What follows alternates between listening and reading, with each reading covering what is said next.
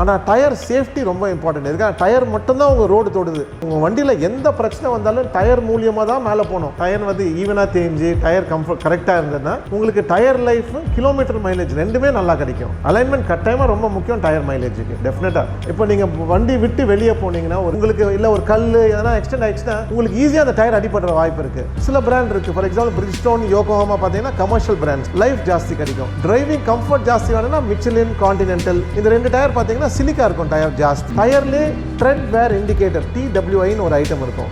1.52 mm they suggest that you change the tire. அந்த mushroom puncture safer. And நீங்கள் mushroom puncture போடுறப்போ உங்களுக்கு வந்து விரிகிற வாய்ப்பு ரொம்ப கம்மி. ஸ்டிக் பஞ்சர் போட்டால் உங்களுக்கு வந்து விரிஞ்சு திருப்பி அந்த இடத்துல காற்று லீக் ஆகிற வாய்ப்பு இருக்குது. என் பேர் சுந்தர்.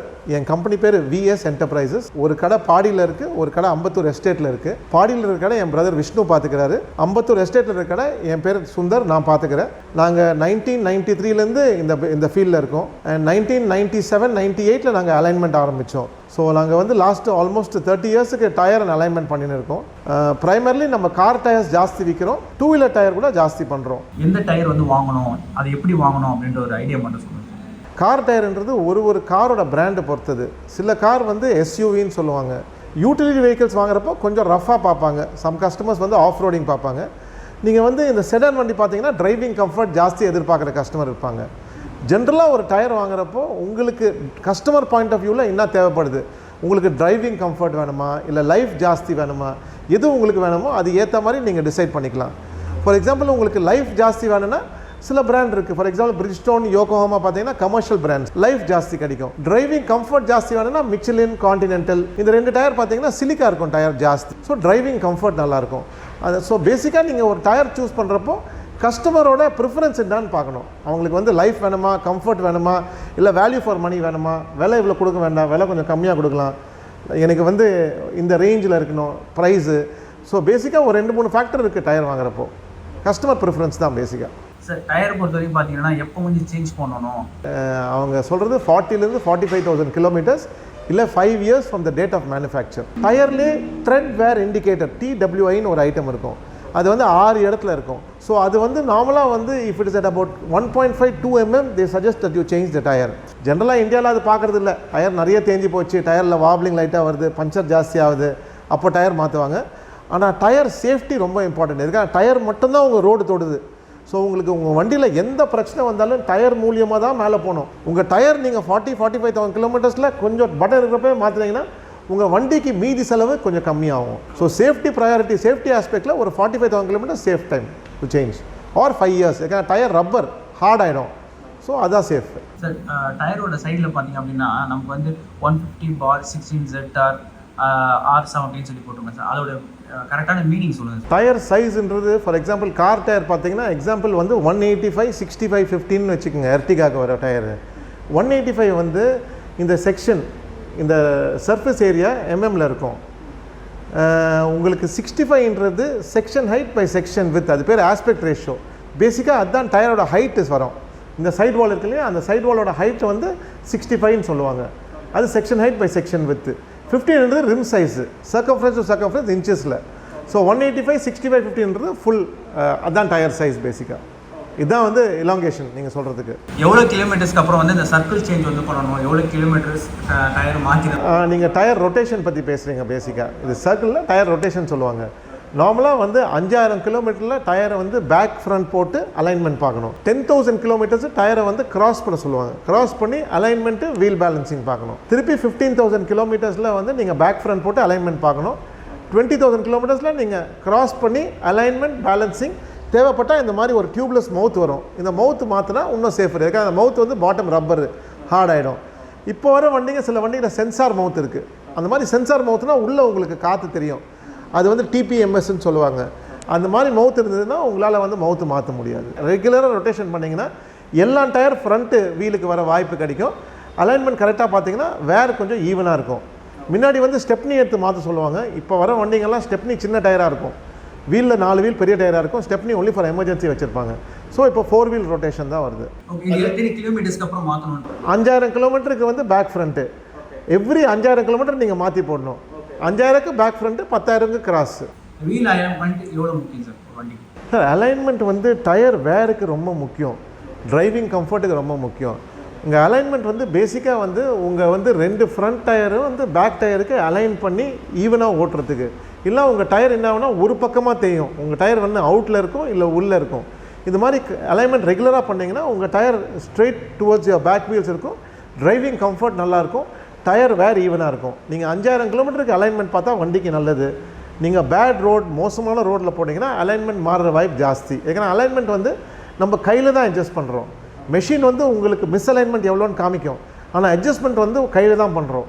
ஸோ எந்த அளவுக்கு நீங்கள் ஹார்டு வச்சாலும் வந்து இது ஒன்லி கையில் வைக்கிற ஹார்ட்னஸ்ஸு, அது டைட்னஸ்ஸு. ஸோ பேசிக்காக அது ஓட ஓட வேர் அண்ட் டயரில் அது மாறுற வாய்ப்பு இருக்குது. 5000 கிலோமீட்டர் அலைன்மெண்ட் பார்த்தா வண்டிக்கு நல்லது. அலைன்மெண்ட்டுக்கும் மைலேஜுக்கும் சம்மந்தம் இருக்காது.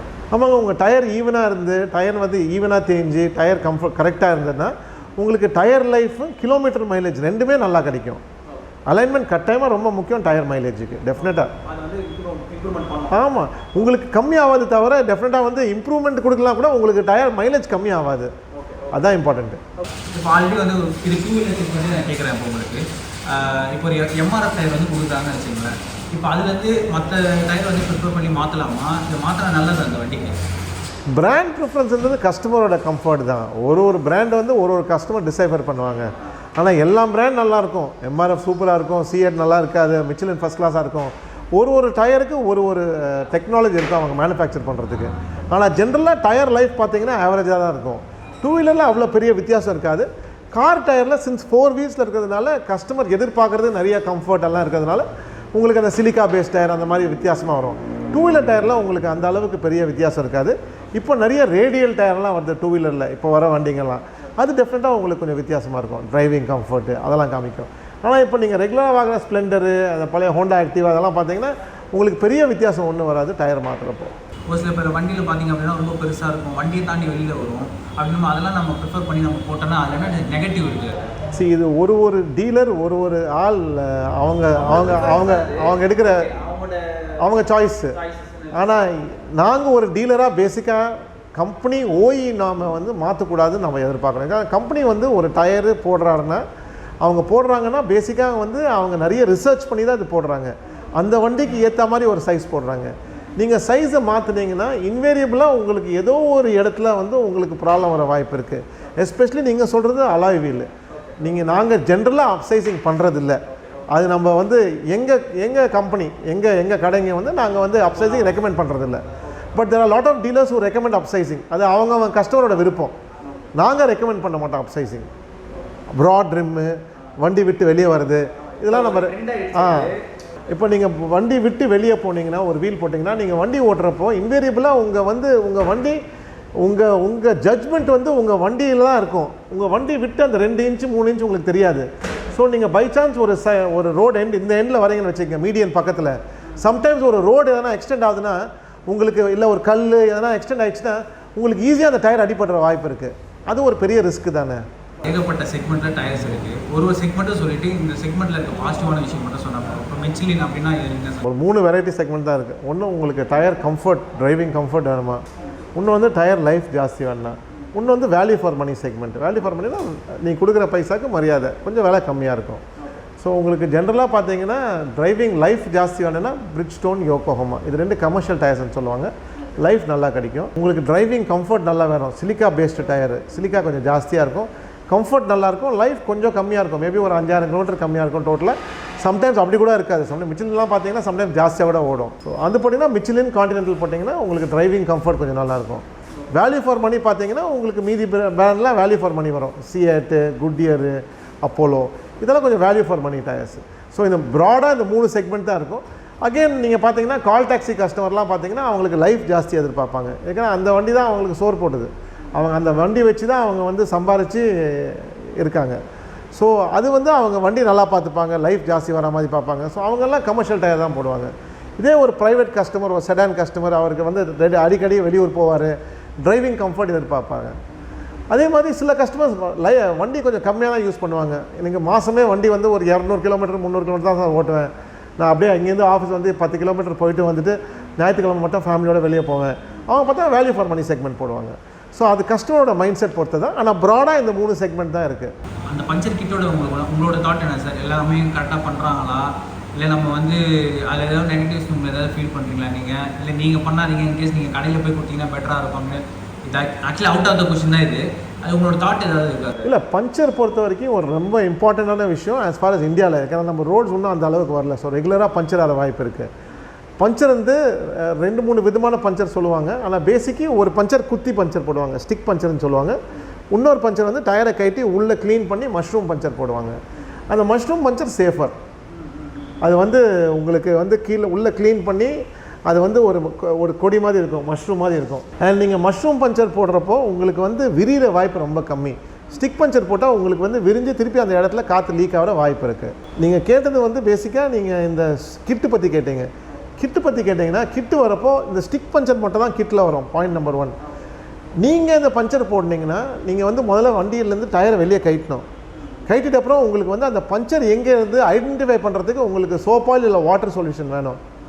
ரெண்டாவது உங்களுக்கு ஒரு கட்டிங் பிளேயர் வேணும் அந்த ஐட்டம் வெளியே எடுக்கிறதுக்கு.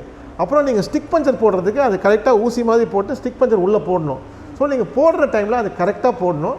இதுக்கெல்லாம் முக்கியமானது வந்து உங்களுக்கு வந்து ஒரு பம்ப் வேணும், ஒரு கால் பம்ப் இல்லை ஏதோ ஒரு பம்ப் வேணும் காற்று ஏற்றுறதுக்கு. காற்று இறக்கி பஞ்சர் போட்டு காற்று திருப்பி ஏற்றுறதுக்கு உங்களுக்கு ஒரு பம்ப் வேணும். ஸோ இது ஒரு ப்ராசஸ்ஸு. நீங்கள் பஞ்சர் கிட் மட்டும் வச்சா உங்களால் பஞ்சர் போட முடியாது.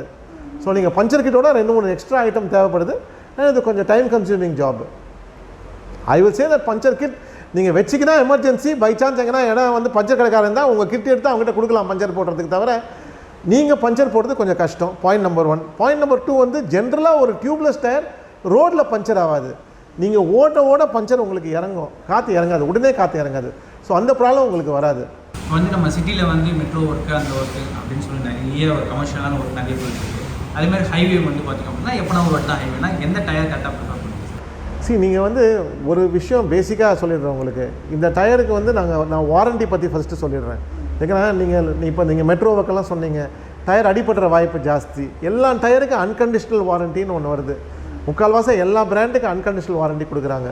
ஸோ அந்த விதத்தில் வந்து பார்த்திங்கன்னா எந்த பிராண்ட் போட்டாலும் பெரிய ப்ராப்ளம் இருக்காது. ஃபஸ்ட்டு 2 வருஷம் இல்லை 50% தேய்மானம் வரைக்கும் டயர் எதனா அடிப்பட்டால் கூட உங்களுக்கு ரீப்ளேஸ்மெண்ட் கிடைக்கும்.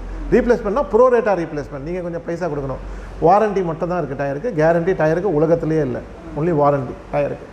ஸோ நீங்கள் வந்து எந்த பிராண்டு உங்களுக்கு நீங்கள் பர்டிகுலராக பிராண்டு கேட்டிங்கன்னா அகெயின் அது வந்து கஸ்டமர் மைண்ட் செட் பொறுத்து தான் போகும். ஏன்னா நீங்கள் வந்து இப்போ நீங்கள் கான்டி மிச்சிலின்னு போட்டிங்கன்னா உங்களுக்கு டிரைவிங் கம்ஃபர்ட் நல்லாயிருக்கும். நீங்கள் சிட்டிலேயும் ஓட்டலாம், லாங்லேயும் ஓட்டலாம். அவங்க லாங்கில் ஜாஸ்தி ஓட்டி அவங்க டிரைவிங் கம்ஃபர்ட் எதிர்பார்க்குறாங்கன்னா இந்த 2 போடுவாங்க. இதே மாதிரி கஸ்டமர் சார் எனக்கு வந்து லைஃப் நல்லா வேணும் சார்னு சொன்னீங்கன்னா அது பிரிக்ஸ்டோன் யோகோமா போடுவாங்க. ஸோ அகெயின் கஸ்டமரோட மைண்ட் செட் தான் இது. கஸ்டமர் என்ன விரும்புகிறாங்களோ அதுதான் போடுவாங்க. எந்த பிராண்டு போட்டாலும் உங்களுக்கு வந்து ஒரு 40,000 to 45,000 kilometres recommended life. So நீங்கள் எந்த பிராண்ட் போட்டாலும் அந்த லைஃப் ஜென்ரலாக கிடைக்கணும். நீங்கள் வண்டி கரெக்டாக மெயின்டைன் பண்ணிங்கன்னா 5-6 கிலோமீட்டர் கரெக்டாக அலைன்மெண்ட் எல்லாம் பார்த்தீங்கன்னா உங்களுக்கு அந்த லைஃப் கிடச்சிடும்.